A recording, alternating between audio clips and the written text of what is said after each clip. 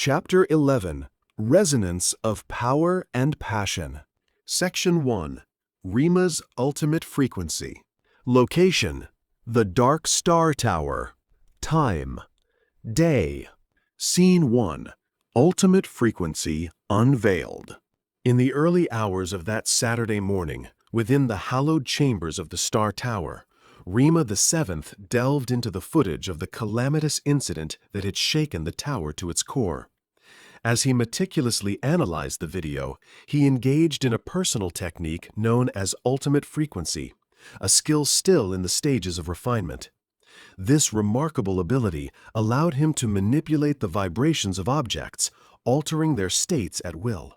With focused concentration, Rima utilized this technique to discern the elusive energies of the four mysterious figures involved in the fateful event. It was a breakthrough of unprecedented proportions. Even the most advanced technology had faltered in identifying these invisible culprits. "Dad! Dad!" Rima exclaimed with excitement, his heart racing as he hurried to Waldo's quarters. "I may have a lead on our suspects," he announced, hoping to earn his father's approval. Waldo, intrigued by his son's urgency, turned to face him, curiosity etched on his features. "What do you mean, son?" he inquired, his interest piqued by Rima's proclamation. "Let me show you," Rima replied, placing his hands on his father's shoulders. With deliberate focus, he began to manipulate Waldo's frequency, aligning it with the necessary vibrations to perceive the energies of the perpetrators captured in the footage. It was a bold attempt to impress his father with his newfound skill. As Waldo's perception shifted to match the desired frequency, he beheld a revelation before him. The energies of the four individuals materialized in his sight, their identities now laid bare. Ultimate frequency? What a peculiar technique. Not my cup of tea, Waldo mused silently, though outwardly he commended his son. "Impressive, son," he acknowledged with a nod of approval. With his newfound lead, Waldo wasted no time in formulating a plan.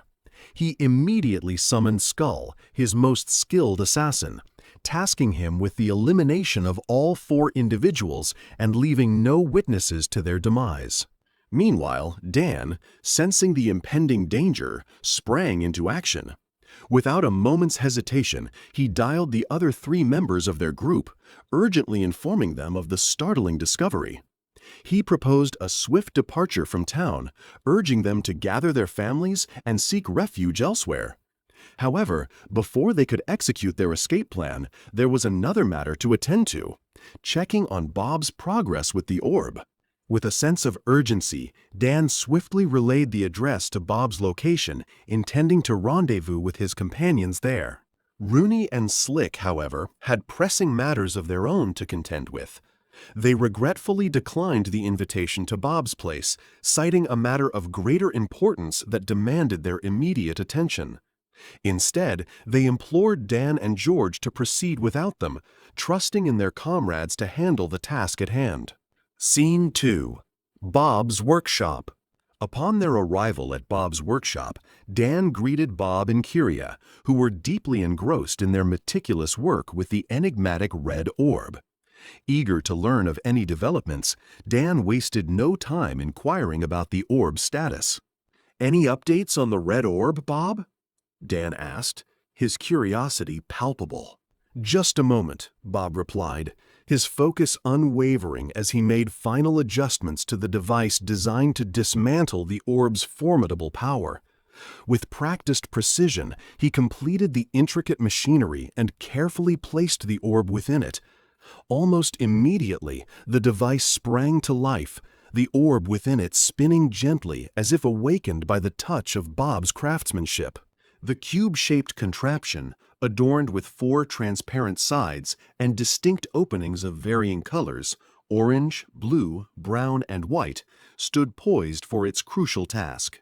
"Here, all done," Bob announced, though a hint of sorrow tinged his words as he contemplated the necessity of destroying such advanced technology. "It's a shame, he lamented. his expression betraying a mixture of admiration and regret.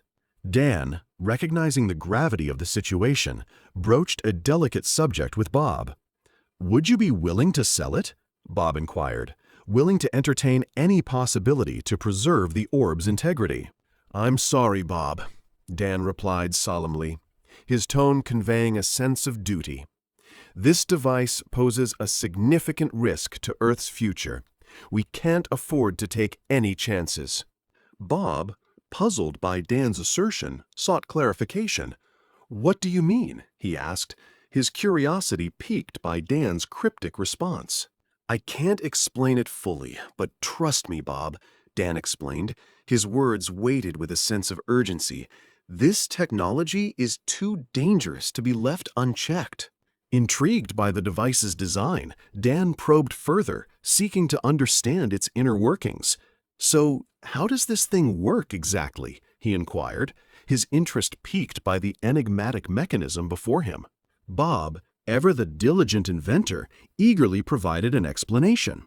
"Simply place the 4 natural elements of life into the corresponding openings," he instructed, his voice resonating with expertise.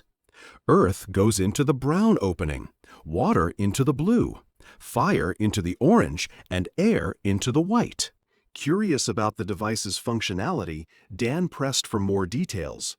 "And what happens after that?" he asked, eager to grasp the full extent of its capabilities.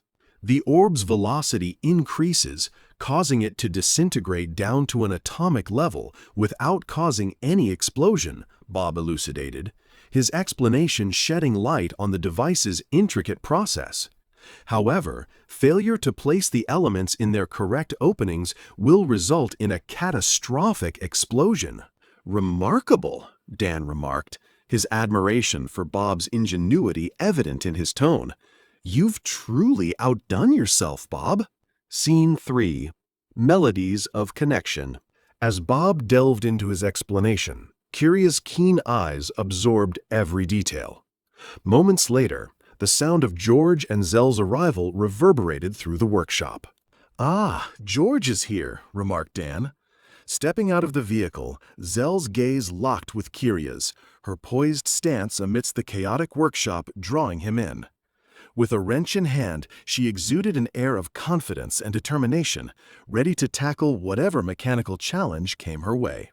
A silent connection bloomed, and Kiria's lips curved into a tentative smile, curiosity lighting her eyes. To Zell, she was a captivating enigma, a mystery waiting to unfold. In that suspended moment, the air seemed to vibrate with unspoken words, a silent conversation etched in the language of glance. Their hearts flattered like caged birds, yearning to soar in the vast expanse of this newfound connection. As Zell's heart danced in these exchanges, his father's voice broke the silence, urging him back to reality. George and Zell greeted everyone, and George was quickly updated on Bob's progress with the orb. Meanwhile, Zell engaged in a warm conversation with Kiria. "Okay, here he comes. Stay calm, Kiria told herself as Zell approached her. "Hello there, I'm Zell," he said. "Your mastery amidst this maze of tools has me intrigued. Care to show this clueless wanderer a thing or two about the world of wrenches?" He spoke charmingly. A soft giggle escaped her lips as he spoke. Her laughter tinkled like a melody. Her cheeks would flush with a subtle rosy hue, a shy yet genuine smile spreading across her face. "Mr. Zell, you've got jokes." "I'm Kiria," she said, "and sure, I can give you a crash course in the art of wrenches, but it'll cost you a smile. Deal?" Zell chuckled, his smile widening. "A smile for a lesson? Seems like a fair trade. But I must warn you, my wrench-wielding skills might need some serious help." Kiria grinned mischievously. "Oh, don't worry. I've seen worse. Consider it a challenge, Mr. Zell. So, what brings you to this mechanic's haven today?" Zell leaned in slightly, his voice tinged with humor. "Honestly, I seem to have stumbled into an intriguing corner of this world by chance. but meeting someone as fascinating as you might just make it worth the detour. Kiria laughed again. Smooth talker, huh? Well, welcome to the world of grease and gears, Mr. Zell. Who knows, maybe you'll surprise us both. Section 2. Shadows of Interrogation. Location: Slick's home. Time: day. Scene 1. Core. After dropping his family off at the airport, Slick's mind raced with the realization that he had left something crucial behind at home, something that, if discovered, could reveal their precise destination. With a sense of urgency, he sped back home to retrieve it. Securing the item, he hurriedly made his way out, only to come face to face with Skull, impeccably dressed in a tailored suit. Off somewhere important? Skull's voice cut through the tension, his head tilted inquisitively. Startled, Slick's instincts kicked in, and he lashed out with a punch aimed at Skull, but it was effortlessly intercepted. Calm down. Skull's calm demeanor belied the danger he posed. You know attacking me won't get you anywhere, so why bother? With a graceful stride, Skull entered Slick's home, casting a keen eye over his surroundings as he moved deeper inside. "Nice place you've got here," Skull remarked casually. "Are you flying solo, or are the others lurking somewhere nearby?" His gaze swept the room, instilling a sense of unease in Slick. Tension coiled within Slick as Skull probed about his family's whereabouts, causing him to instinctively raise his power level in a futile attempt to assert dominance. "You think powering up will make a difference? How naive." Skull's voice dripped with superiority as he effortlessly displayed his own immense power, driving home the point that resistance was futile. Accepting the inevitable, Slick realized the futility of his efforts. "He's right. There is no use fighting him. All I can do is hope for the best," he conceded, lowering his power level. "Take a seat." Skull's command was authoritative. "Where's the orb?" he demanded, his tone brooking no argument. "I genuinely don't know." Slick's response was laced with genuine uncertainty. "Don't play games with me, Slick. Where is it?" "I'm telling you the truth. I have no idea," Slick maintained, his voice tinged with frustration. "Very well, then. We'll do this the hard way." Skull rose from his seat, his expression darkening. Skull then employed his technique known as vision, delving into Slick's memories to extract the information he sought. Slick writhed in agony as Skull sifted through his mind, extracting the crucial details. "Ah, so you plan to flee, and your family is already at the airport." Skull's revelation was met with a resigned silence from Slick, who lay racked with pain on the floor. "Save yourself the trouble and tell me where the others are headed, and I'll spare your family." Skull's offer hung in the air, laden with ominous implications. "I honestly don't know." Slick's voice quivered with pain and desperation. "You can search my memories again. You'll see I'm not lying. Please, spare my family. They're innocent in all this. Please," he pleaded. After a moment of contemplation, Skull relented. "Is that your only wish?" he asked, his gaze piercing through Slick's. "Yes," Slick replied with a trembling voice. After confirming Slick's sincerity, Skull spared his family, but delivered a swift and merciless punishment to Slick. With a flick of his wrist, Skull unleashed a powerful flame technique known as Core, burning Slick from the inside out until he was reduced to nothing but ashes.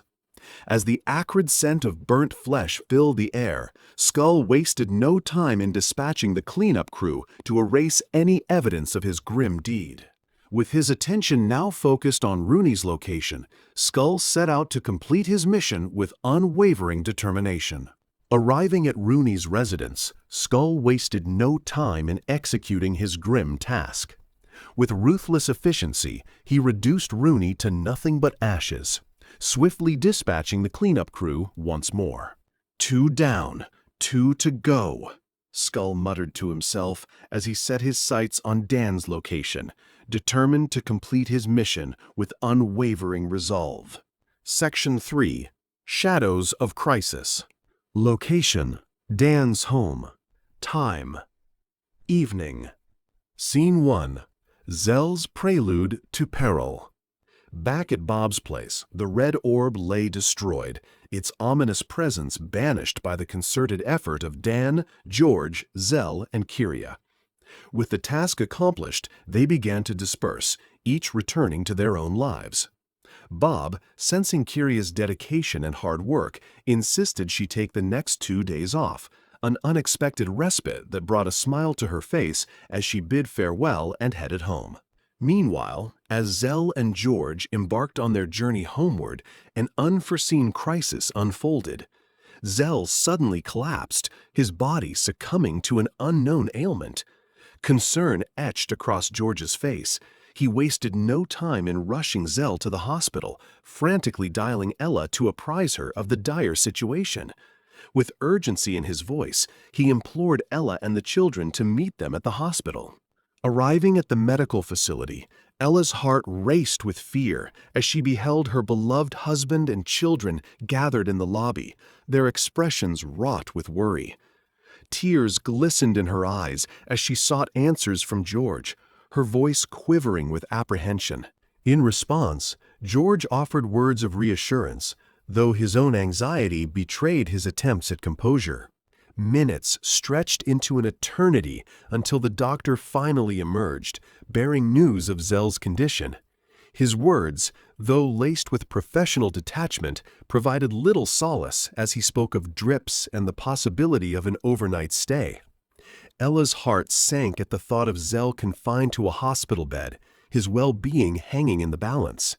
The absence of any concrete diagnosis, save for severe exhaustion, only added to the family's unease. As the doctor inquired about recent strenuous activity, George hesitated before mentioning Zell's martial arts classes, prompting a furrow of concern on the physician's brow. Summoning their resolve, the family followed the doctor to Zell's side, their presence offering a semblance of comfort in the sterile confines of the emergency room. Despite their fatigue, they remained steadfast, their concern for Zell's welfare eclipsing their own needs. As time wore on, the idea of returning home tugged at their weary hearts, but Lariel's earnest plea halted their departure. His unwavering devotion to his elder brother spurred them to seek permission from the doctor to stay the night, a testament to the unbreakable bond shared by the siblings. With the doctor's approval secured, George and Ella reluctantly bid farewell to the hospital, promising Lariel and Zell an early morning return. The empty corridors echoed their footsteps as they made their way home, the weight of uncertainty clinging to their thoughts like a shadow in the night. Scene 2. The Duel in the Shadows. At Dan's residence, he maneuvered into his driveway, anticipating a moment of respite after a long day. Little did he know, an unwelcome guest awaited him within the confines of his own home. As he stepped through the familiar threshold, an unsettling sight met his eyes. Skull, seated nonchalantly on his couch, legs crossed in a display of audacious ownership.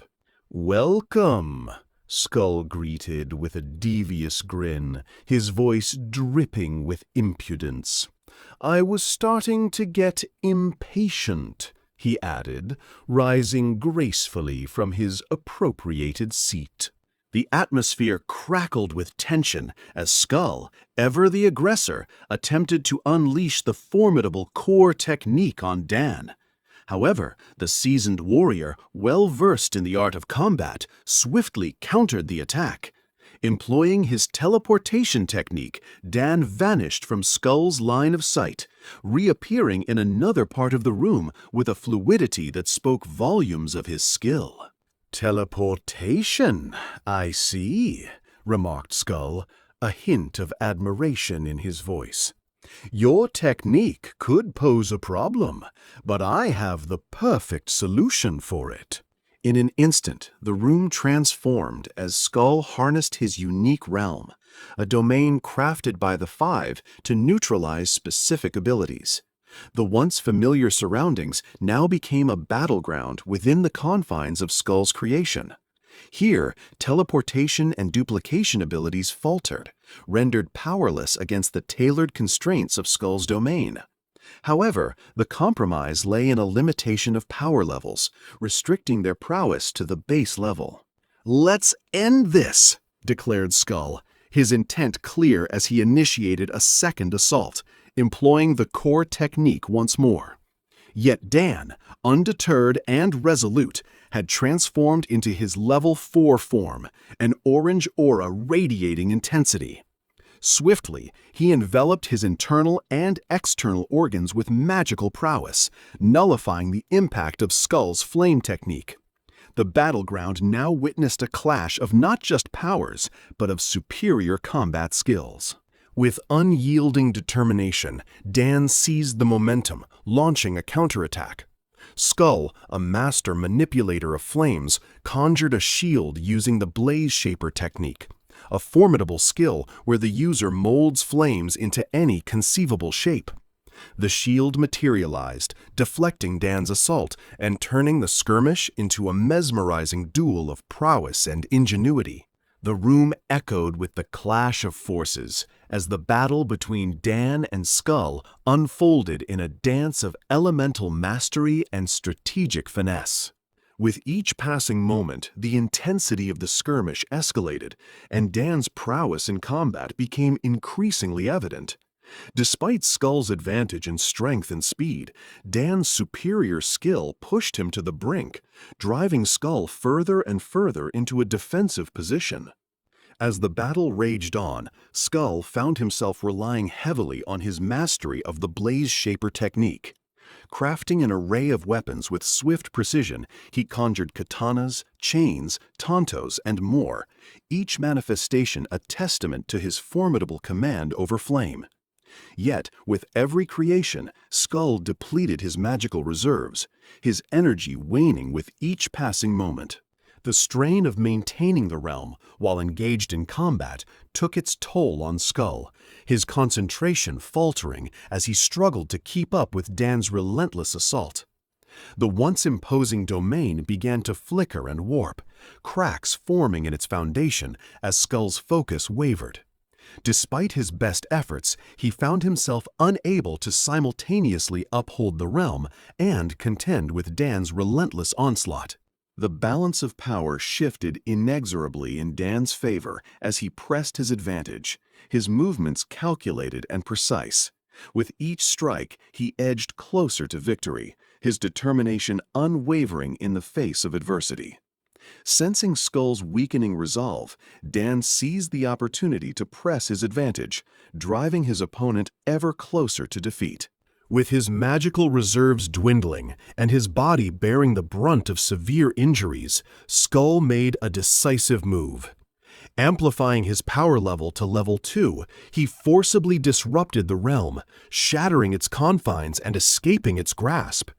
Despite the agony coursing through his veins, Skull wasted no time in launching a devastating attack on Dan, channeling all his strength into a single, ferocious blow. The impact was staggering, a testament to Skull's formidable might as he delivered a powerful strike to Dan's chest. The force of the blow created a vacuum around Dan's heart, leaving him reeling from the sheer intensity of the assault. Even as he dealt a crippling blow to his opponent, Skull himself sustained injuries, his body bearing the scars of the fierce battle. Undeterred by his wounds, he pressed on, determined to carry out his mission without delay. With George's home as his next target, Skull arrived to find it eerily empty. Disappointment gnawed at him as he took a seat on the couch, his mind consumed with thoughts of his next move.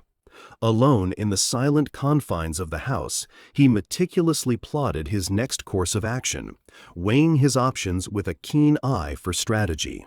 As Skull contemplated his next move, the door creaked open, revealing the unexpected arrival of George's family.